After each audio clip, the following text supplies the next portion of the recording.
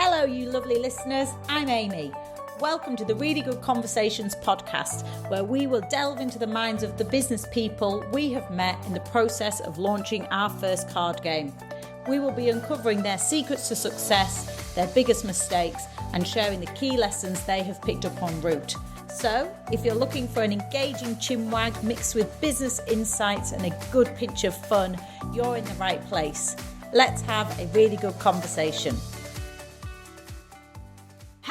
Hello, Gill. Hello, Amy. So welcome to the Really Good Conversations podcast. Fabulous, thank you so much for having me. So we are here, sat in your beautiful store here in Great Ayton in North Yorkshire. Can you tell me a little bit about your shop, the name, and what it is you guys sell? So our shop's called Bramble LuLu. Those names were the names of our tiny little son's dwarf lop rabbits. Oh, wow. He had Bramble was a lovely brown fluff ball, and Lulu, she was just white, and she just was a Lulu. She just looked lovely. So we actually got them when I was about to have our daughter, and Chris was 4, and I was a bit worried about, he's had us a long time, there's going to be a new baby. Let's get some bunny rabbits. We've been talking about it for a while. Let's go and get some rabbits. It's a bit of a distraction. And it worked. I mean, he was fabulous with Hannah anyway. He was fabulous. But we had these 2 little bunny rabbits, and yeah, they were much loved. The name of the shop, goes back... 29 years. Wow, so the name goes back 29 years. But how long has the shop here actually been open for? We opened in 2020, smack bang in the middle of a worldwide pandemic. Oh gosh, yes, exactly. And it's been the blip of the last 3 years, hasn't it? Tell us how yourself, you obviously you have the shop with your husband, Grant. How did you decide to come into the world of retail? A very long journey, to be perfectly honest. It was something we've always wanted to have our own business. Grant and I, we've been married 35 years this year, and it was something that we've looked at on and off, but the time has never really been right. I was a nurse, worked as a nurse for a long time.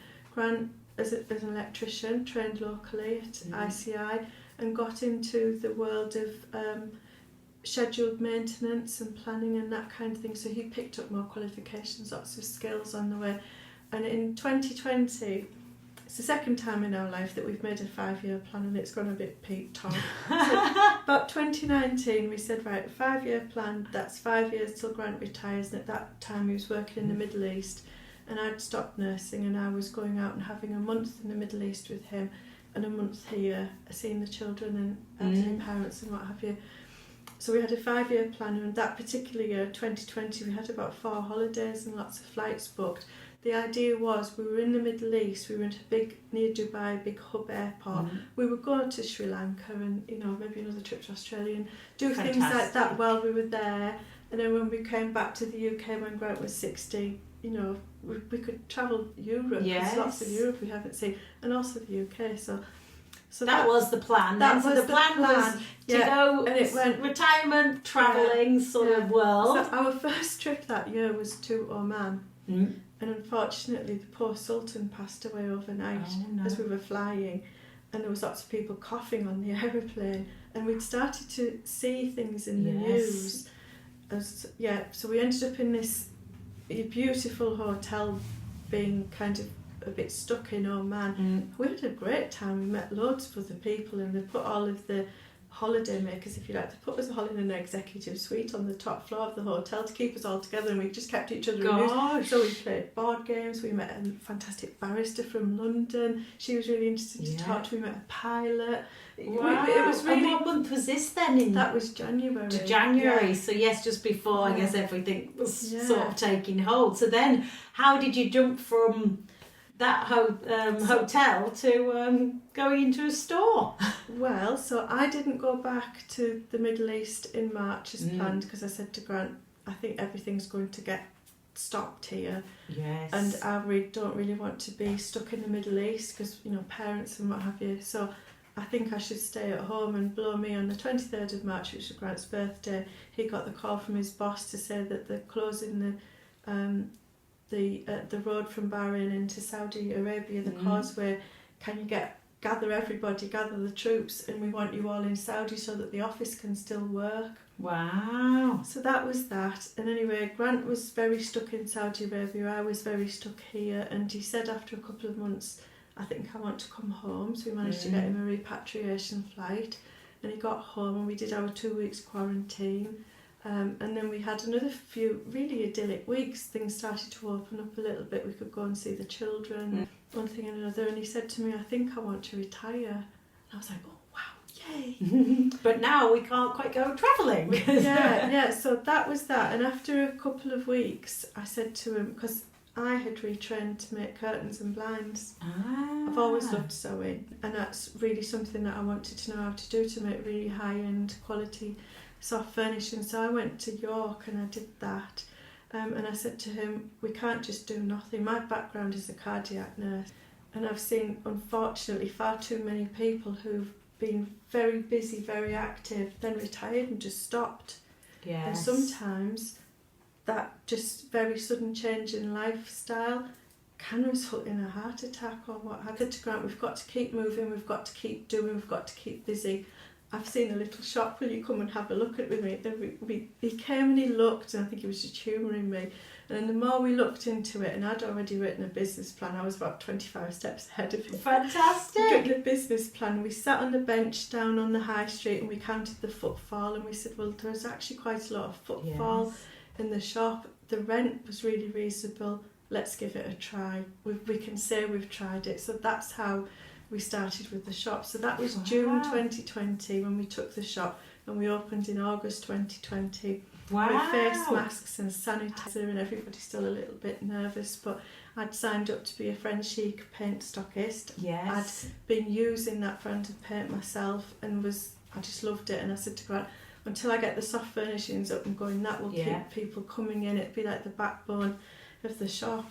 Wow, and fantastic! That was 2.5 years ago, and I've barely sewn anything.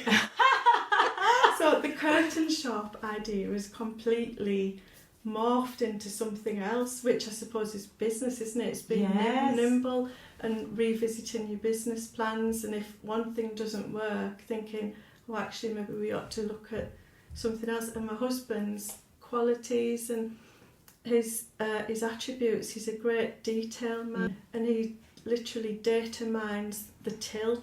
There's a whole realm of statistics there, so what sells, how many transactions we might have had in a day, when this last sold, that's been sat on the shelf for ages, Fantastic. Oh gosh, that went in, we had a product that sold out in 8 hours the minute they went on the shelf. Right, we probably need to get more of those. So and the fact you can now tap into that level of data, the tools that exist, for a shop owner and really for any product owner is just amazing, because then you're not going on a personal hunch of, oh, we think this will do well, or you're not getting caught up on the subjective opinions of, well, we like this product, so everyone else will like it. And I remember when I obviously first came into the shop, so which was last year about September, October time, and we were just getting going with really good conversations, and it was Grant that I came in here and had a chat to initially and talked him through the cards and showed him everything. And I remember him telling me all of the behind the scenes systems and processes that you guys had, and I know when I, as I said, first popped in, we were also looking for any feedback on the cards from a retailer, a shop like yourself, so we would also know, well, would this sell in this type of shop, and what do we need to think about? And that was an invaluable chat we had, and obviously it was so exciting that this is how we officially met, that you were one of our first stockists at Christmas. So that's obviously how we met. What do you love about being in the retail world? You've been, as you said, 2.5 years now. What have you been loving so far?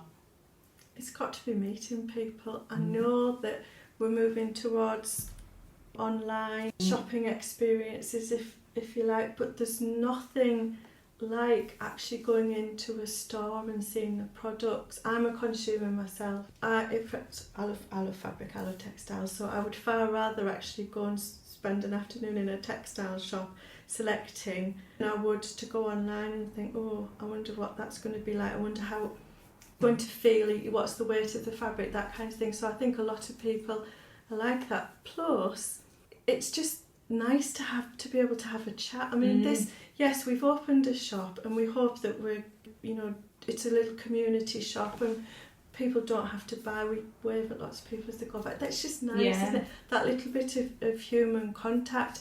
But for us, the shop has given us some structure and some routine. We've got something to get up for. We've got an aim. We didn't know if this would last 6 weeks, 6 months, 6 years. And especially launching it in mid-pandemic, so to have that, the courage, for both of you, obviously, been watching the news, seeing what was happening to other businesses that may have been having to close. Obviously, we know through the pandemic, some businesses excel. So, to take a chance at such a daunting time is really quite amazing. We were so lucky, really, that the paint product that we chose, we tapped into people being stuck at home, looking at the furniture and wanting to renovate, and I did that too. So we were very lucky, really, that we did tap into that. The company that we're with, the lady that owns and developed that company, her background is PR. She pushed it constantly on all of the social media channels and on things like YouTube and Pinterest and that kind of thing. There's a fan forum, 500,000 members. Amazing. In the fan forum, the stockists everywhere. There's lots of activity on social media. Yeah. So that did drive customers to our door as well. And I guess from your experiences so far, what advice would you give to somebody who's either looking to open a shop? I did my homework. I really did do my homework. I thought I had a good idea and I thought it would work, but like I said, we went and counted the footfall. I visited a couple of trade fairs and I did have some work experience in another local shop, and that taught me a lot about that was my first time selecting products that I thought people might like to buy, and it worked. I did drop some clangers. By and large it worked, and I realised that I wanted to be more techie, if you like. I wanted a till, not to have to write it down in a book. I wanted to be a bit more strategic about it. So we did our homework. I did have a business plan, which has changed about 25 times, that business plan, but I think that's what it's all about. And we've been going 2.5 years. It'll be 3 years in August. Fantastic. That we've been open, and we're not doing what we thought we would be doing, but we seem to be going in a direction where we've still got customers coming through our doors. We've been loyal to the paint brand. They've been loyal to us. We've been able to develop workshops and things. I've got a background in teaching nursing, lecturing at the universities. I've been able to use all of those skills, and it's just a really nice little community feel to get round this big table that we're sat at now with 5-6 ladies that don't know each other. They have a cuppa, they do a craft activity, mindful, it's gentle, mindful, it's nice. That's brilliant. You mentioned trade shows, that you've been to trade shows, and it was actually yourself that introduced us to the Pandora's box that is trade shows. So I remember when we came in here in December, just before Christmas, and we were just catching up on how the cards had been doing. And I think you pretty much sold out prior to Christmas, which was so exciting. And then you opened, as I said, Pandora's box of the trade shows and such that happen in the retail world, which was a great, insight for us of how shop owners and buyers go about purchasing from trade shows. So we obviously went to Top Drawer in January, and you came down to London and we saw you, met your daughter in person. But for people who perhaps haven't experienced a trade show from a store owner's point of view, what is it that takes you to trade shows, and what are you looking at, and do you have a strategy when you go to a trade show yourself? One of our core strategies for our shop is that we like to shop local. So when you came along and said, "Hi, I'm from Great Ayton and I've developed this product," I was like, that's fantastic. So we look for other local traders. So at a trade show, the first couple I went to, I picked up 1,000 leaflets. It felt like 1,000 leaflets. I hurt my shoulder looking them all around. I realised very quickly that the professionals take a small suitcase and just chuck things in. I was going to say, I saw people with cases at the trade shows. After a couple though, and having then opened our doors and we were then trading, we refined what we wanted. So I go to trade shows and I generally make a beeline straight away for the new business tent. Right. Because I want to look at what's new and what's coming up. So one of the trade shows in Harrogate, we met a couple of girls, Plusy cards. They're in Beedale. Oh, brilliant! Yeah, we get fair trade glass from a company which actually an Australian company. The glass is made in India. So I want, we want local, we want fair trade, we want ethically made. Yeah. We met a fabulous Nepalese lady at one of the trade shows, and she lives in London, and it's her village that makes all the felt. Oh, and lovely. Everything's going back. Isn't that fantastic? Yes. So that's what I'm looking for. The first couple, honestly, there must be, if you look in the back of a trade show brochure, there must be 30, 40 categories of different things, so toys and household goods. And I spent a lot of time wandering around looking at sweeping brushes and thinking, oh my goodness me, how on earth did I get here? where's the exit? It's a long way out. So I've refined it now, and I do spend the time, and I look on, online at who the exhibitors are, and if there's something I want to see. But like I say, I always go to the new starters tent, the new businesses, to see what's happening. Oh, well, thank you so much for sharing your journey so far and the backstory of the shop. Now, in addition to us having a chat and just hearing your story, I thought it would be fun for us to actually pull out a couple of conversation cards from the Really Good Conversation pack.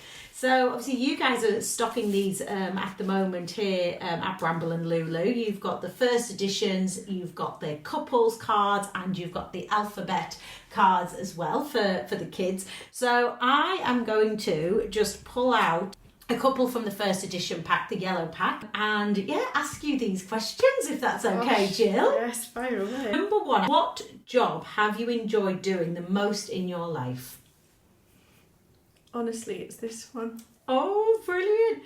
And it took you till, if you don't mind me asking? 53. Fantastic. And I guess that's, for anyone listening, is nice to hear that you can still make changes, have different jobs, have different experiences, throughout your life. Yeah, I mean, now they say, so my children are 29 and 32, but they're generally going to have a couple of careers in their life.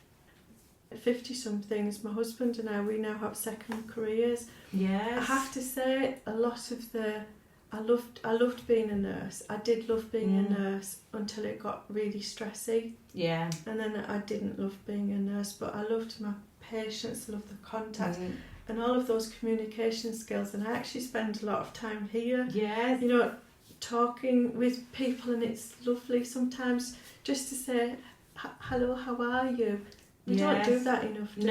No. So I'm still using lots of those skills, but for me, day to day, opening up the shop, hearing the ding of the bell, and people coming in and saying, oh, we love your shop, and you've got such lovely things. And it's you've created just such a lovely atmosphere as well in the shop. It's got that calming vibe when you come in, and you can tell you've thought about the products in here, the displays in here, and I think people even passing by, it's an Aladdin's cave in a way, because people might think, oh well, yes, I know they sell the paints, but there's so many more things in here. And I think you, from what I've seen as well over the months that we've known you, is you're curating and taking in the seasonal elements, and adapting and updating things throughout the year for the customer base as well. I mean, above all, I'm a consumer. Yeah. I know what I like from a shop. I like little tinkly music. I like little different things to look at, exactly. And it to be a nice experience. Which that's a good one. I'm going to pick out another question.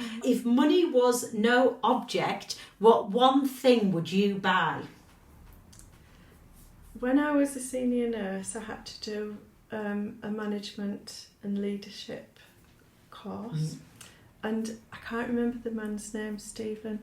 And his was it the 7 Habits of Highly Effective People? Yes. Something like that. It was a journey of personal development as well as kind of learning about managing and things like that. And it always stuck with me that he said start with the end in mind. Oh, so when I wrote my business plan, for me, what would be the ultimate blue sky thing that I would really love? And I would really love a destination venue. Oh. I would really like to have a farm. Wow. And I would like to develop the buildings and have a lovely cafe and, I don't know, maybe some thing for children to do, like soft play or an outdoor play area. I'd like craft workshops. Yeah. I'd like other artisans to be able to have somewhere to work. Lovely. I would love something like that. So yes, if I was presented with a lot of money, you know, and if I could do that and involve my children if they wanted to, wouldn't that be amazing? Wow, so that's business number the third business. But it would follow, you know, that would be what we've done here. Really, it would just be Bramble and LuLu kind of powered up a bit. Yes. Wouldn't it, really? Wow. Yeah. Well, and the third question that I'm gonna ask you is, what do you think has been the biggest technological development in your lifetime? So when I went to school, I think mine was the first year that did O-level computing. We had to write code, and it was like a flicky green screen. Gosh. And my mum said, what are you doing that for? That'll never take off. There's no future in that. And my children, they haven't done it for a little while, but they were, what was it like before the internet? Yes. Oh gosh, when we watched the television, what was it like before mobile phones? We actually had to ring the house phone, and speak to each other, make an arrangement, and just trust that was going to happen like in a week's time. So for me, it's got to be the internet and everything that goes with it. Yeah, some good, some bad, but was it Tim Berners-Lee that developed it and, you know, gave it to us kind of for the good of humanity, and there's so much good come from it. It's crazy. I mean, I do remember myself as a child when we got the first computer in the house, and, you know, it was a fixed computer in one room, and there was the dial-up tone all the time and things, and if someone was on the internet, it would disrupt the phone line and stuff. So, you know, obviously they're the bits I even remember. So it's crazy to think of what now exists. We could obviously have an even more really good conversation just purely on the internet and all of the things that have come from that as well. That's so great. Thank you for sharing your journey to date. But I'll ask you as a final question, if you could ask any person, dead or alive, a question, who would it be and what would you ask them? So, a bit like everybody else in lockdown, I got into ancestry. This was family folklore, and my sister kind of proved it, and then again I was able to look at it myself. My sister's a historian, so Captain James Cook is my 6 times great uncle. Oh my goodness! Would you believe? I would love to go back and ask him, what was it like? Was it like leaving Whitby and going to sea the first time? As we all know, I mean, we've grown up around here, he was born in Marton, which is 5 or 6 miles. But his father came to Great Ayton as kind of the farm supervisor, what they've got a name, the steward or something of the local farm, before he went to Redcar to live with his daughter, who is so Captain James Cook's sister is my 6 times grandma. Wow, oh my word, this is amazing. Amazingly, and I grew up in Redcar, and the house that's the bathroom shop on Redcar High Street is where my family lived. Wow. Isn't that amazing? So yeah, I'd love to meet Captain James Cook and just have 5 minutes with him. Yeah. What was it like? What was it like? Did I get my wanderlust from you? That is amazing. And I would love to, obviously we've spent a bit of time living in Australia, and obviously everyone that we meet in Australia, I'm like, oh, James Cook is from our area, and there's a statue of him in the village in Great Ayton. And yeah, gosh, when you know, yes, again, positives and negatives of the histories and such, but fascinating to understand that. So that's awesome. Well, thank you so much, Gill. You're very welcome. Okay, Amy, good luck with your fledgling business and everything you do. I'm so impressed with everything that you're doing. You're so full of energy. I'm like, Wow. Oh. So yeah, this is great. I can't wait to see what you do next. Thank you. Well, we couldn't have done it. As I said earlier, you were one of the first people to support us on this journey. And, you know, as I said to my husband, Alex, you know, we need to get feedback from retailers if we're launching this product. And obviously it's been a passion project for us. Again, your support and Grant's support along the journey, we've learned so much. There's a lot to learn out there in the retail space and creating a product. Tell again our listeners, and I'll include links in the show notes as well, but where can people find Bramble and LuLu? How can they connect with you? Yeah. 57 to 59 High Street, which I believe we've got 2 shops knocked into one now. 57 to 59 High Street, Great Ayton. We've also got a website, brambleandlulu.co.uk, and we're on social media, Instagram and Facebook. Brilliant. Well, thank you again for your time, and I'm sure we will chat again at some point along the journey of this podcast. It is new and it's all a learning curve. So yeah, thank you again, Jill. You're very welcome. Thanks for listening. I hope you enjoyed the episode. Be sure to check out the show notes for more information on today's guests, and if really good conversations are your thing, hit subscribe and join us next time for more business journeys, insights and banter.